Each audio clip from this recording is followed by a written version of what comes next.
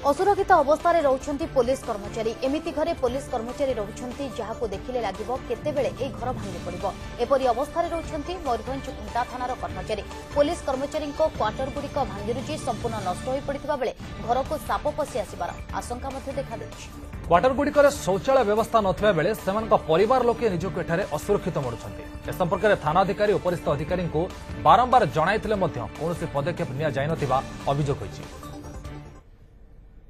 बेटू थाना तैयारी होइछि से बेटू से पुराना एजबेस्टर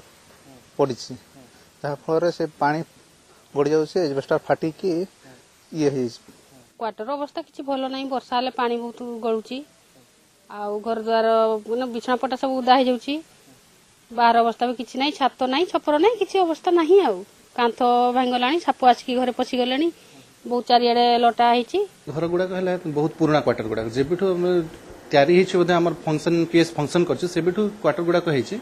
टिकिछि जस्ट मॉडिफाई करके ताको रहिचंती किंतु वर्तमान सेटा रहिबा योग्य भी नाही सेथिरे अनेक साप फाप सब बेले पसी आसुंते वर्षा दिन हला माने साप